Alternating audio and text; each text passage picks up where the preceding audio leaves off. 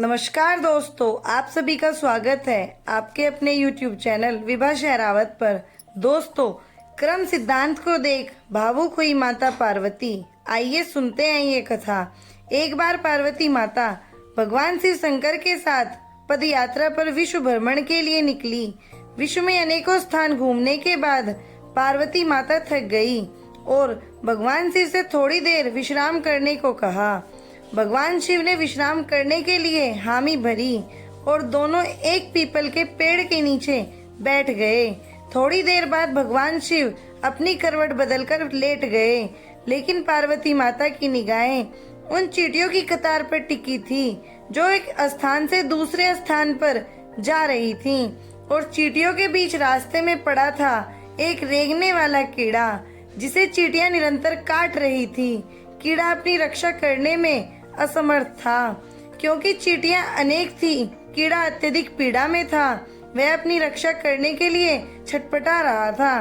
पार्वती माता यह दृश्य देख दुखी होने लगी। माता कैसे न कैसे उस कीड़े की पीड़ा मिटाना चाहती थी, लेकिन खुद करने में असमर्थ थी। तो पार्वती माता ने कीड़े को इस समस्या से निजात दिलाने के लिए भगवान शिव से प्रार्थना की।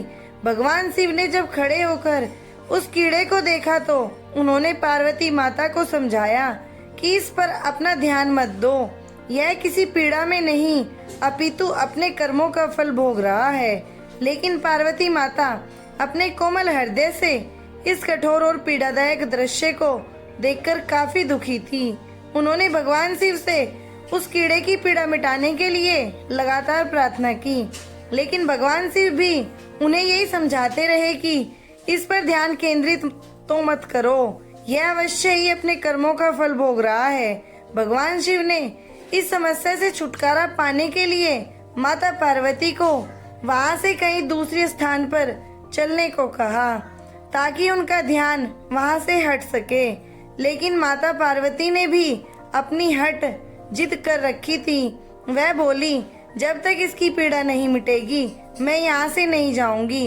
अब भगवान शिव को त्रिया हट के आगे मजबूर होकर उस कीड़े की पीड़ा मिटानी पड़ी। भगवान शिव बोले, पार्वती ठीक है, मैं इसका कष्ट मिटा रहा हूँ, अगर बाद में यह कुछ गड़बड़ करे तो तुम मुझे दोष मत देना। माता पार्वती ने कहा, ठीक है महाराज, पहले आप इसका कष्ट मिटाएं।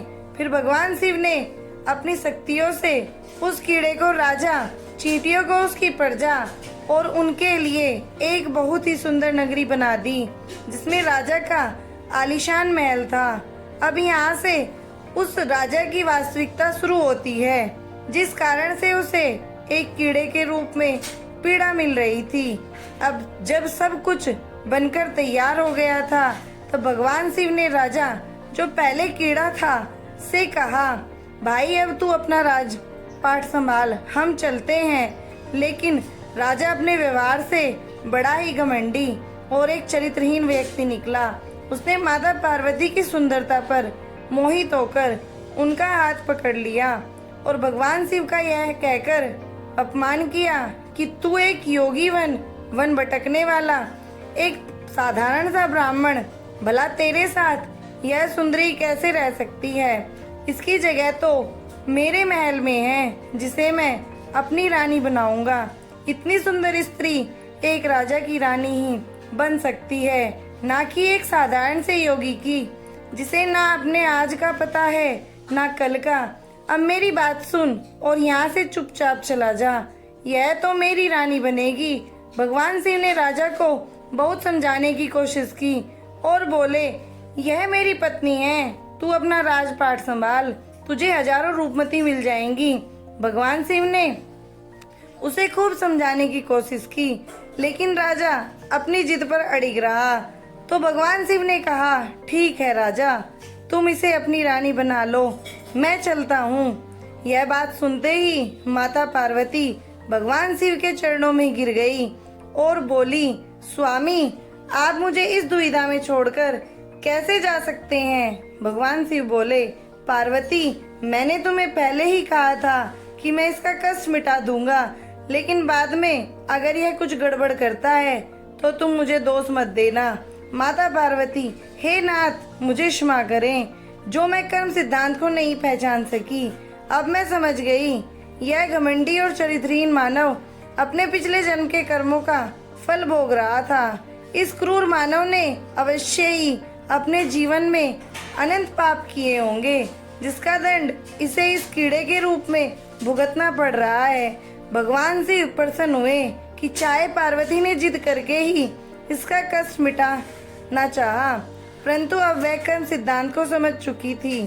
फिर भगवान शिव ने अपनी शक्तियों से परिस्थितियां पहले जैसी कर दी। राजा को वही कीड़ा और प्रजा को वही चींटियां बनाकर उसके कर्म सिद्धांत को उसके हाल पर छोड़ दिया।